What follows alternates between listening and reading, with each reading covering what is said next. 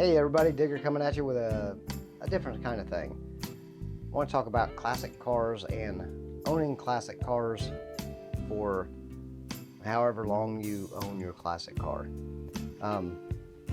Yesterday really got me thinking. I went to a funeral for a longtime friend of mine yesterday, and well, he was 69 and a half, and he has owned his 32 Ford sedan for, well, since he was 15 years old.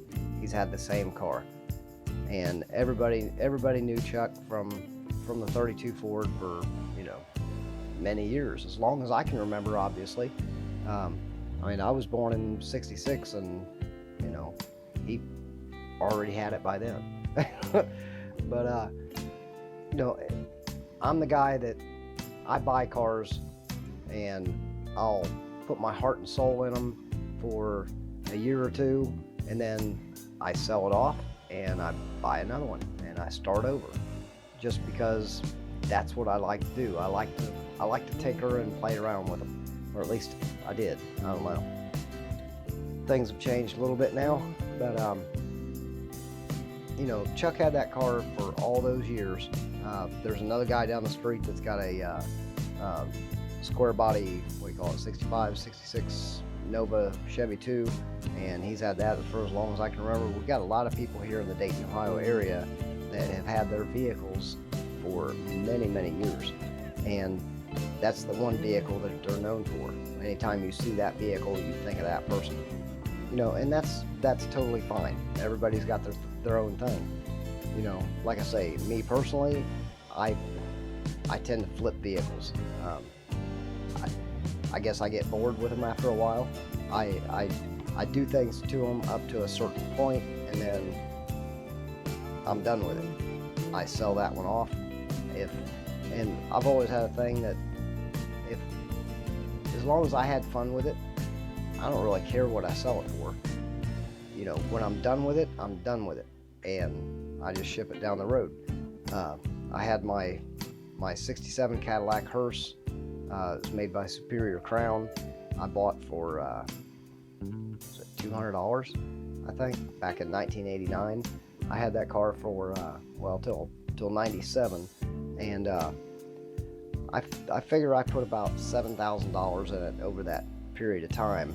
And when I was done with it, I sold that car for $1,000. I was just done with it. Everybody has their own thing, but my purple Falcon wagon that I sold last year, I did sell that for $7,500, which was decent money at the time. Once it left my driveway, it didn't matter to me what happened to it. I didn't want it to get destroyed or anything, but I'm what I call a resurrector. I take cars that were left for dead, basically, and I bring them back to life. I give them a personality, and just being able to recreate something that's was left for dead and put it back on the road. That's what made me feel good. Now, once I was done with it, I'd ship it down the road, let somebody else enjoy that thing, hopefully for years to come. Sometimes, well, most of the time, once I sold it, whenever I sold vehicles, I purposely do not sell vehicles to anybody in my area, whether that's party buses, limousines, or old Falcons, whatever. I don't want to see that car anymore once it's gone. Main reason, my very first car, 67 Mustang Coupe back in 1983. Straight six-cylinder, straight 6 200 C4 automatic. Nothing special, but my dad bought that car for $115. It went through two of my sisters, and then it got to me. By the time it got to me, headliner was ripped out of it, and the carpet was all screwed up. There was a hole in the passenger seat that was big enough to stick your foot through. My one sister actually got an award at Fairborn High School, probably around 78, 79 or something like that. She got an award and a write-up in their school paper for heap of the month because that car was so bad. But by the time it got handed down to me, I told my dad, I said, I'd rather not drive than drive that car because that car looks like crap. So we spent a couple weeks in the garage, and we repainted the car a appliance white. My dad put 13 coats of appliance white enamel on that car, and I'll tell you,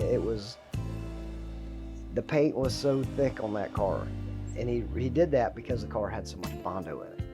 But it was so thick on that car, I used to demonstrate to people I could take my class ring and go up to that car and go wham and try to chip the paint. I couldn't chip that paint because it was so thick, and he put so much hardener in it and everything. But back then when I was 15, 16, I didn't understand what the whole thing was. But I put a new headliner in the car, and I changed the interior from dark. It was a dark blue and light blue over to black.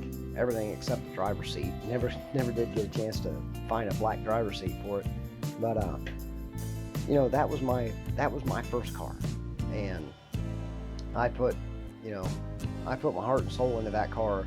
Like the top of the radiator, how they're brass but they're painted black. I stripped it down, I polished the heck out of it, and clear coated it and everything, and just detailed up everything. Dad would not let me do anything high performance to anything. He was against all that. But it's cool. But he would never let me do anything high performance to any of the vehicles that he actually owned. It was my first car, but it was still his car. He drove it to work through the week. I had it on the weekends. So, and we did things wrong back then. I didn't know any different. I don't know if he knew any different, but it had oversized bias plies on the front, and it had radials on the back that were a little bit thinner and, narrower tires and everything. And I was like, Dad, it would look so much better if we switch these. And he says, no, you need that traction on the back end. So I drove it with bias plies. I don't know, they were like G60s or something like that. I don't know what they were, but they were wider tires on the front, bias plies, and the back ones were thinner, narrower radials. And I had 67 hubcaps on the one side and 66 hubcaps on the other side. I figured nobody can see both sides at the same time, right? And not very many people really ever noticed, but and it was one of them things that as time went by, the rust would start popping back out, and I literally went around with a SOS pad with the soap in it and lightly removed the rust, the little goldish orange color that comes back and everything. And I would take that color off of it and everything, and put some clear fingernail polish on it or whatever. Like I say, I didn't know what I was doing, but I was just trying to keep the car looking as good as possible, for the time that we had it. But probably somewhere in late 1983 or early 1984 or something, Mom and Dad moved. We bought a house that was a super fixer-upper. We went from a beautiful house, with a nice small lot. It had it wasn't our lake, but it had a lake right in the backyard, so Mom liked to feed the ducks at the back door and everything like that. We went from that to a house that was made in 1946 that was basically condemned. There was a hole this big in the bathroom floor you had to step over to get to the toilet. Previous owners had horses in the garage. The kids they were scooping up the crap and throwing it under the crawl space. So we had lots and lots of work to do on that house. But it was the same type thing as a car. Dad was about 50 at the time, and we busted our butts on that house. Well, we busted our butts, even though that was not what I wanted to do, because that was right when I hit like 17, 18 years old. All my friends were going out cruising and going to the park on Sundays and everything like that, and I couldn't go, because Dad was like, no, you got grass to cut. We're building this, we're building that, and everything. So I I was upset. I was bummed. I was pissed. Whatever.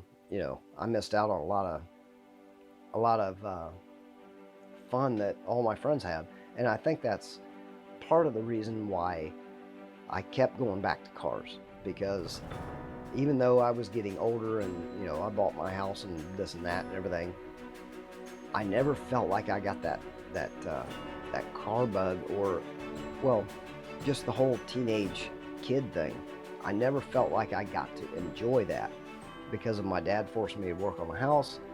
I never got to enjoy that part of life, so I just keep going back to it. And even today, if I'm bored or lonely or whatever, I just look at Go for Riders page, or look at Facebook or whatever, and I find out where's a cruising going on tonight, because in the Dayton area, almost every night of the week there's something going on somewhere having to do with cars. So I'll go to that, and that'll make me feel better, just being around the cars and kind of feeling young again, because now I'm 55, and it's just but times are different. But back to the original thing of having cars for a long time. Some people do that, and it's not a problem. I gotta take a sip. Sitting there holding this bottle with the lid off all this time, but I just wasn't that guy. I would always resurrect the dead. Even the first car that I ever purchased myself, it was a 1970 Cadillac Sedan DeVille 472, and it was a hoopty. I think I gave $100 for it. It rode and drove and everything. Ball joints were crashed, and brakes were iffy, and exhaust was non-existent. I ended up putting flex tube coming down and cherry bombs and open. I mean, it was the loudest thing in Huber Heights at the time. But still not really knowing about cars. I was doing the gas brake, and I could actually lift the front wheels off the ground at a stop sign, not having any idea how much that was killing the front end of the car. Not that it really mattered, Like I say, that was the first car I ever purchased, and unfortunately, that car, my very first car that I ever purchased, I ended up having to junk it by the end.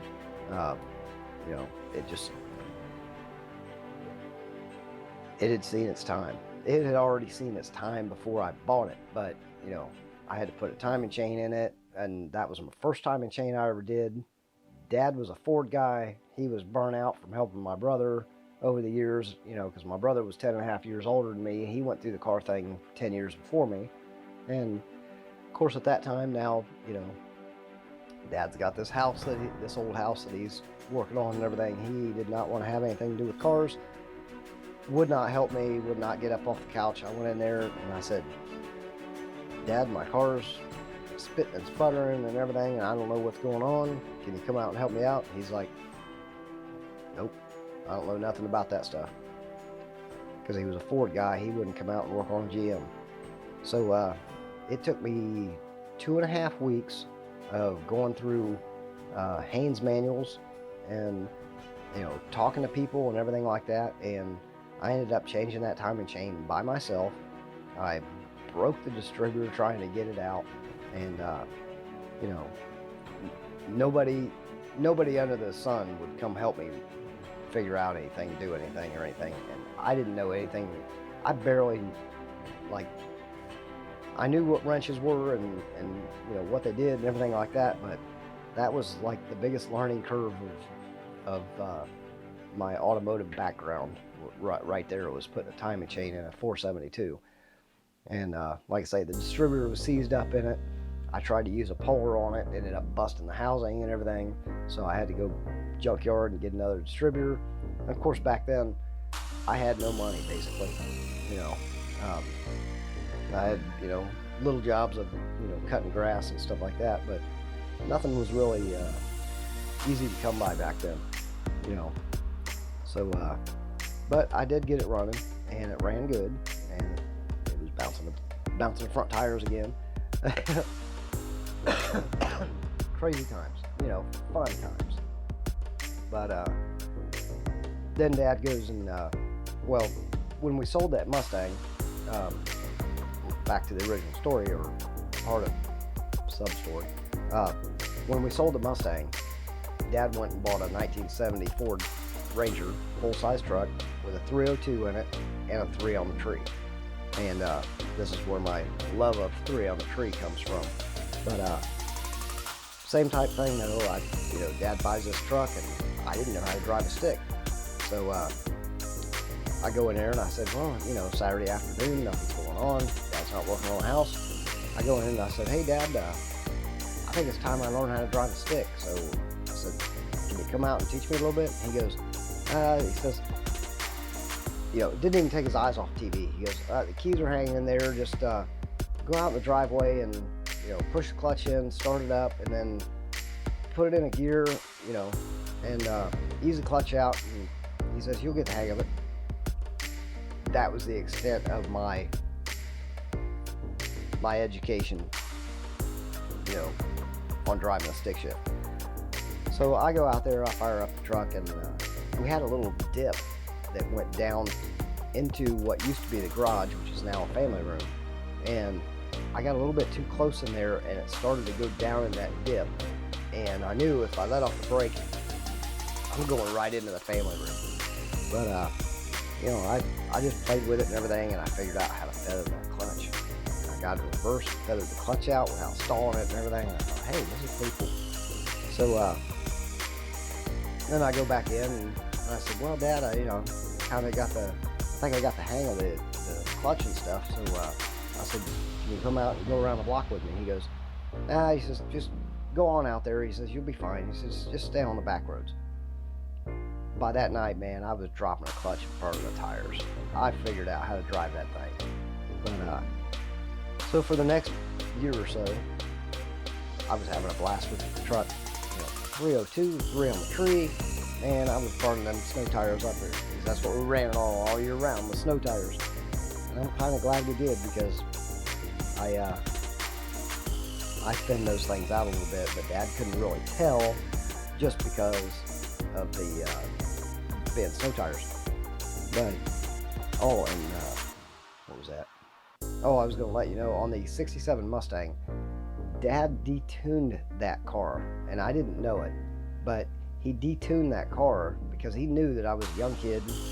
Even though it was a 6-cylinder and didn't have a lot of power, he detuned it and everything, and I burnt the points out in that car doing 69 miles an hour. And the next day, when I told my dad, I said, hey, this Mustang's not running right. I kind of knew that, man, I was running it hard, and it started popping after that. I thought, man, I screwed this car up. But he knew what happened. He knew what I was doing and everything. But that was the day I learned. He made me learn how to put points in a car. And of course, after that, then I was like, man, now I understand, so I can tweak this and that and everything. I can get a little bit more power out of it.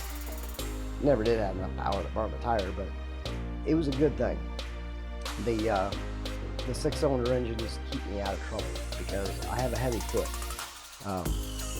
Years later, when my first car that I ever bought new was a 1990 Mustang with a 4-cylinder 5-speed. Well, I burned the tires off that thing like crazy and everything, but it was a fun car.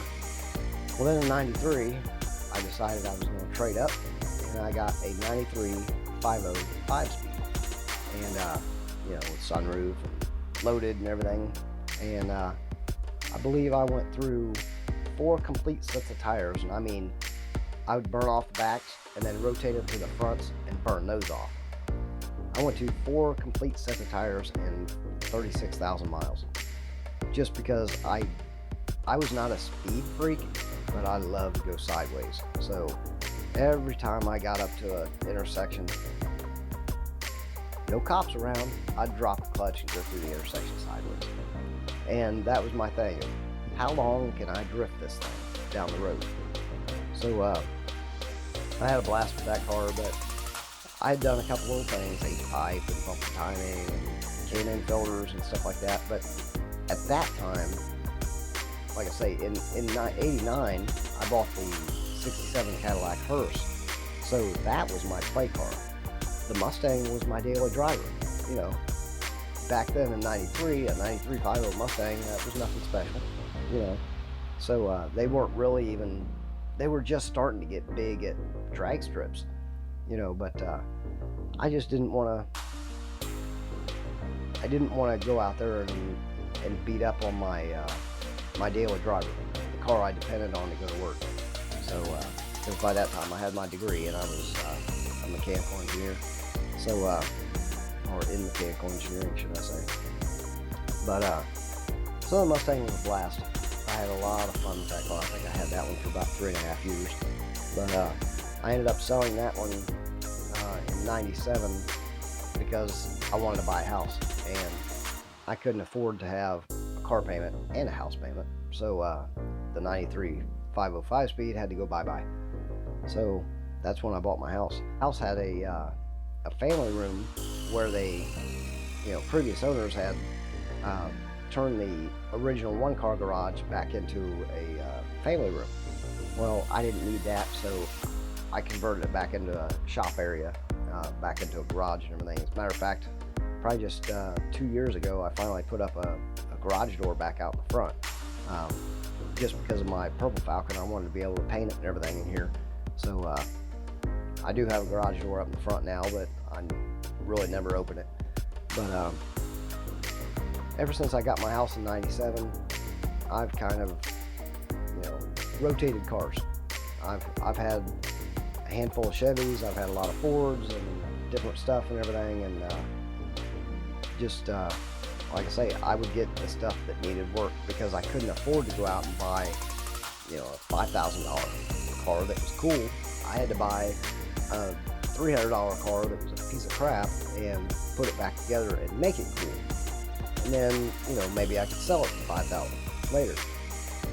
But that's just the way I've always done stuff. I was not raised any different, or should I say I didn't grow up any different.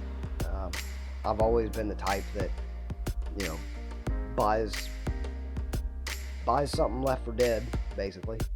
I have bought some cars that were really in sad shape. My 63 black Falcon that was the only Falcon out of 7, the only Falcon that I had that was a 302 V8 with a 5-speed. Fun car. But that car should never have been put back on the road. It was in bad shape. But I did it. I put it back on the road, and I so much welding on that car, replacing floor pans, rocker panels, quarter panels.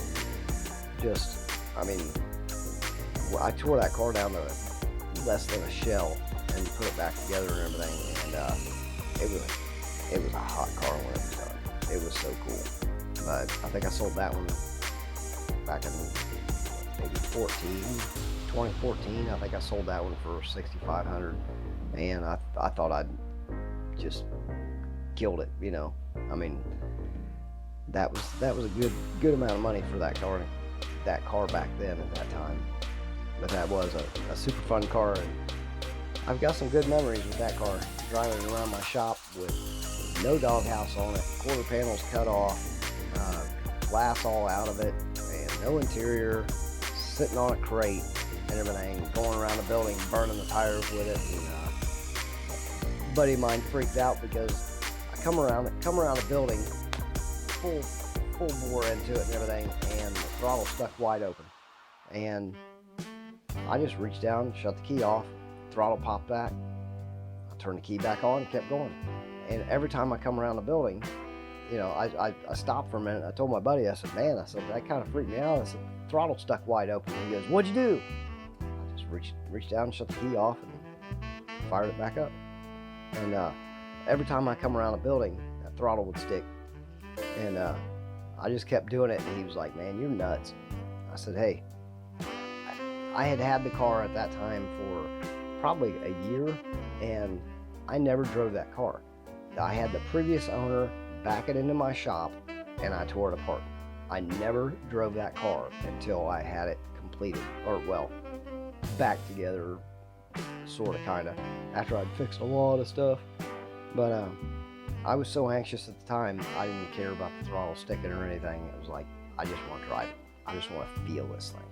And there is something like I say, my first car being a 67 Mustang, when I get a Falcon, say I could never afford to have another 67 Mustang, but the Falcons, they were still affordable. Now, not so much. I always told people that Falcons were the most affordable. They were the last affordable hot rod that you could buy, but these days, any old cars, nothing's affordable anymore. So, I mean, I'm done with old cars. I'm out. My 93 van is the last thing. That's probably the oldest thing that I'll ever own again. Just because shipping's a nightmare. Parts are hard to get a hold of. If you do order something, it could be a month before it gets here, and I don't have the patience for that. But I know I'm rambling, but hey, I just want to make a video so and talk about this stuff. But like I say, back to the original thing. Charlie had that car since he was 15 years old, that 32 Ford sedan. Never put an interior in the car because he said he could never figure out what he actually wanted. So that was fine. All he had in that car was the the chrome insulation and stuff. That was the only thing he had inside that car. But the car was gorgeous on the outside, bright red. And his son still has it now. I'll see if I can pull a picture of it and throw it up here. But got white walls on it. It is the epitome of the cool car. I mean, it is really just a beautiful ride. Even though it has no interior in it, the car is perfection the way it is. And I really hope his son Charlie never changes a thing on it. But so there are people that have their cars for many years. They'll get a classic car. Once they get done with it, all they want to do is drive it for the rest of their life, and that's totally fine. But I'm not that guy. I've always been the type that it's not that I was buy, build, and sell to make money. I just wanted to buy it, build it, cruise it, have fun with it and everything, and then when I'm burnt out on it, I sell it off and I start something else. Just because I was always the guy that had to be tinkering with stuff. I like to cut things out of wood. I like to cover things in material, and I'm not an engine guy. I don't break into the insides of engines. I do understand everything inside of an engine, but I've just never been the guy that rebuilds engines on Saturday nights. That was not my thing. My thing on a Saturday night was, let's pull the coils out of the car and cut the coils and lower the car, or pull valve covers off and detail and paint those, and this and that. So I would do anything and everything to a car, but I would do anything and everything to a car that did not have anything to do with engines or transmissions. I didn't have a problem with swapping engines. I didn't have problems with changing transmissions or anything. I just didn't want to break into the insides of them. It just wasn't my thing. Like I say, I understood it all, and I have done some of that stuff, but I don't pull heads off of cars or do cam swaps or anything like that. I did everything cosmetic on the outsides, whether it was body paint and this and that, and straightening bumpers. I don't like to buy bumpers for an old Falcon. I will straighten the bumpers that are there. I've taken chrome bumpers that were all bent up, straightened them out, and got them as good as I could and everything, without putting any Bondo in them, get them as good as I could, and then turn around and paint them, paint them silver. I never wanted to put out money for something that if I could fix what I had, even if what I had wasn't the best, I just, made the best out of what I could, because money's never been a big thing that I just had to dump into stuff, and the one thing I don't like to do is, except for under the hood, that I will pay somebody to do something, but when it comes to body work, paint, swapping transmissions or swapping rear ends, I've done a lot of that, doing brakes and interior work and everything, cutting things, welding things, and everything like that. I've never paid anybody to do any of that stuff. I did have a man that I had him weld the quarter panels on the one Falcon, and he did all the body work, but that was only because, and he just got it to the point where it was in primer, so I had to finish it from there. But that was only because I had a 4.6 engine out of a Mustang, engine and transmission. He wanted it. He was a body man I've known for years, and he made me a deal. He says, well, I know you've got all those quarter panels and everything for that Falcon. He says, I'll do all the body work on your Falcon in exchange for the 4.6. And him being one of the best body men in Dayton, I said, deal, So I did let him do that, but that was only because it was a swap and trade deal. But honestly, other than that, I've pretty much done everything myself, mainly because I didn't want to spend the money, or I couldn't afford to spend the money for somebody else to do the stuff, But I've always enjoyed most of it. There are some things that I had to do to cars that I just dreaded, like that last purple wagon that I had to have Bobby Jordan Motor Works. He helped me on switching the head, because the head was fine, but it had a couple broken ears on it, and so there was no way you were ever going to get the exhaust to seal. Buddy of mine sold me a used head for $50, and I told Bobby, I said, I don't do head stuff, so, and Bobby says, well, let you take it apart and everything. He says, I'll supervise everything and we'll get her done. So on a Saturday night, in probably 2 hours or something like that, we pulled the head off of it, made sure the new head was, used, new to me head was all cleaned up and everything. We slapped that head back on there, reusing the head gasket that was already on it and everything, and we had it fired up and running great that night with a new split header on it and everything. But that was basically the only thing that anybody ever helped me on that entire build of the purple wagon. Other than that, I did everything. I blew a rear end, I blew the 4-cylinder or the 4-lug rear end, and I swapped that out for an 8-inch, which I had to cut the purchase off and move because that 8-inch came out of a different car. I think it was a Fairlane or something. But pulled the transmission several times because I was chasing leaks on the transmission and everything, and Bobby had a lift in his back garage at home, and he let me use that place all the time. Thank you very much, Bobby. But and then he let me use a transmission lift, I guess, and so I was able to pull the transmission out and put it back in completely by myself, because of his tools. And but I did all the body work, all the paint. There was a little bit of welding involved here and there, but not really all that much. That car was actually in very good shape when I got it, other than just being left out in the field for years and looking nasty. But most everything was in pretty good shape. It just needed reworked. So I did all that, did a pretty much almost completed interior. I left it to a point where if somebody wanted to really finish it and make it cool, it wouldn't take much. But at the same time, everybody's got their own different thing. Everybody takes a car and they make it their own. So for all I know right now, that interior has been gutted out, and somebody could have put all factory interior back in it. And that's fine. That's their car now. They can do that. But I always modify stuff. Stock is not a thing for me. Body wise, stock is fine.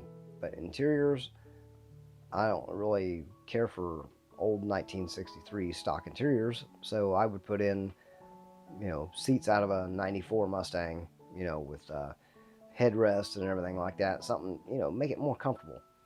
And also, because of how short I am, the stock, if you have a Falcon with a bench seat and it's a stick shift, whether it's 3 on 3 or 4 on floor or whatever, I can't get the seat up far enough to push the clutch all the way to the floor. So that makes it to where if I put the buckets in there, I can move the seat up far enough to push the clutch to the floor, and my passenger doesn't have to worry about his knees being buried in the dash. Because if I have a bench seat in there, and I'd put it, if I did modify a bench seat to where it went up far enough for me to push the clutch to the floor, anybody over 5'5" in the passenger seat is going to be like knees in the dash, knees in their chest or whatever. But so, like I say, you know, I've known guys that have had vehicles for many, many years, like Chuck. You know, Chuck is a man that I respected very much. I'm really going to miss seeing him and everything. His death has affected me. I don't know why his death affects me more than some other people, but he was just a great man, great family man. You know, he's got 2 great daughters, a great son, and, you know, grandkids and everything like that. And he retired, and within weeks after he retired, he was gone. And the only thing I can say is it's not fair. I mean, man bust his butt all his life and has that kind of family and everything, and right after he retires, he's gone. And that really bothers me. And now I look back and it's like, well, I'm 55 years old, never been married, never had no kids, and, you know, I mean, it makes you realize that I've been playing with cars all my life, and other things have passed me by. I mean, nothing I can do about it. The past is the past, and if I could go back and change things, I definitely would. But maybe I would have just got one car and kept it all my life to, you know, and got me a woman or whatever and settled down. And if you're out there and you see a guy, you know, of any age, kid or older guy like myself or whatever, that's trying to work on something like the Ugly Duck, the van, you know, I don't have big money to throw at that van. I don't want to make that van so beautiful inside that I'm scared to haul anything with it, because the original purpose of that van is to haul materials in, whether that's 15 2x4s or 3 or 4 sheets of OSB, you know, 4x8 sheets of OSB or something. I need to be able to haul stuff in that van. So I'm doing things in that van to make it more fun, but none of it's high dollar.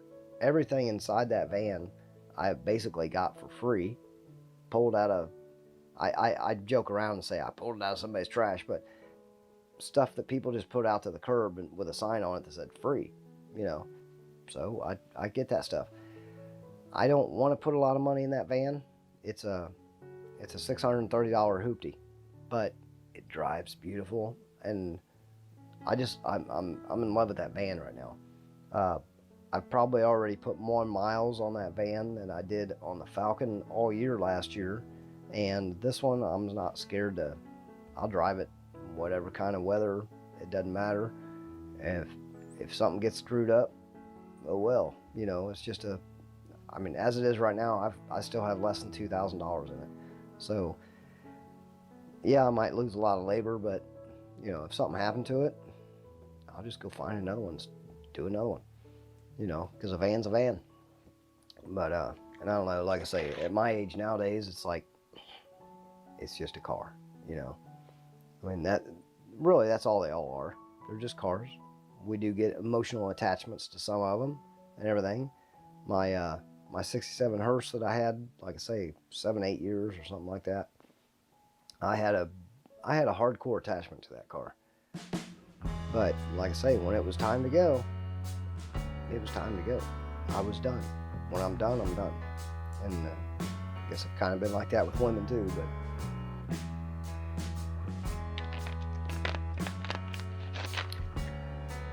but like I say, I just had to kind of make this video about mainly about Charlie, you know, or Chuck, with his 32 Ford. You know, yesterday when we were doing the funeral procession and everything, I have never seen so many cars in a funeral procession. Literally over a half a mile long funeral procession. And out of those, I would say 35-40% of them were old classic cars that all his friends that he had had all his life, they have all these cars that they've had for many years and everything, and they brought cars out that we haven't even seen in Dayton for a while, you know, because they've had those cars so long, they just leave them sit in the garage a lot, you know. They're not really, they've had their fun with it, but they won't sell the car, so they'll just get them out for occasions like this. But like I say, huge funeral procession, many. You could have called it a car show at the cemetery. I mean, so many gorgeous cars were there, and of course, Chuck's car was right in the front. You know, he was up there in the very front. You know, they took his car to celebrate everything. His casket even had his car painted on it. Shane Six, our local pinstripe guy, which Shane Six is awesome in Dayton, and you've probably heard of him around the United States. He's pretty well known.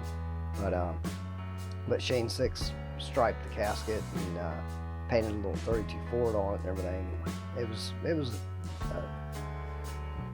was a really good celebration of life.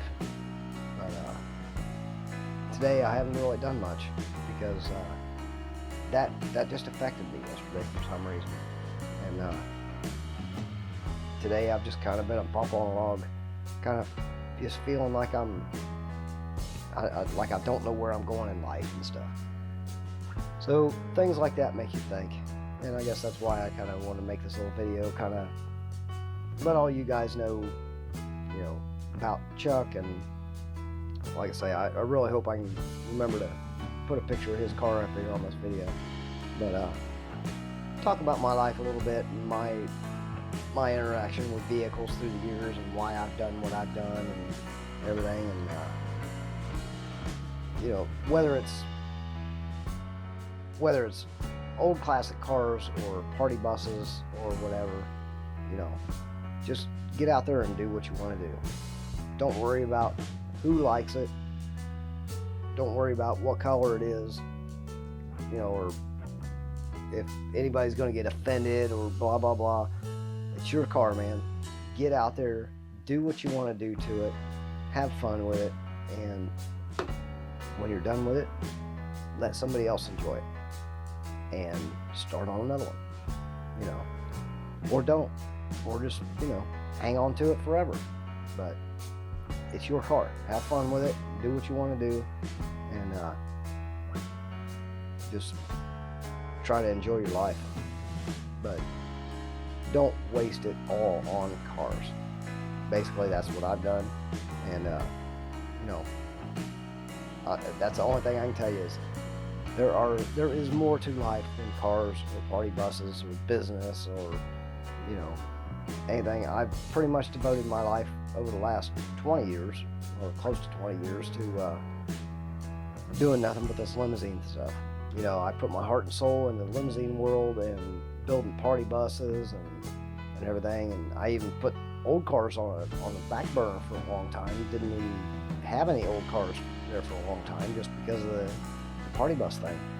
I've had a blast building party buses and renting party buses and everything, but you know, times have changed. I don't own any party buses anymore. I don't rent party buses. I don't own any limousines. I don't rent those. All I do is airport and corporate work now with the one vehicle. But and it has helped me a lot since I've tapered everything down. My stress level's obviously down lower, but didn't mean I didn't have a stroke, but that was due to a lack of medication. The doctor took me off of medications for about 6 months, and it caught up to me. Now I'm back on my meds, so hopefully that stuff doesn't happen again. But like I say, have fun with cars, but don't let them rule your life. Don't let them run your life like they've run mine.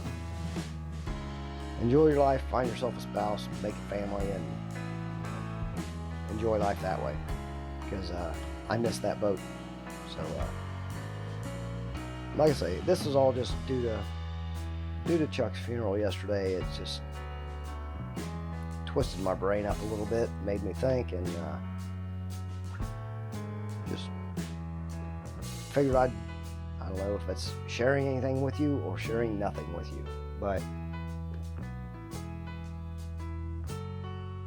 I don't know what else to tell you. I mean, enjoy your life, have fun, love lots, enjoy, and just live. Don't sink yourself so much into a business that life passes you by. So everybody have a happy day. Remember, the party starts right where you're at right now. Make your party start now. So have a happy day, everybody. Digger is out.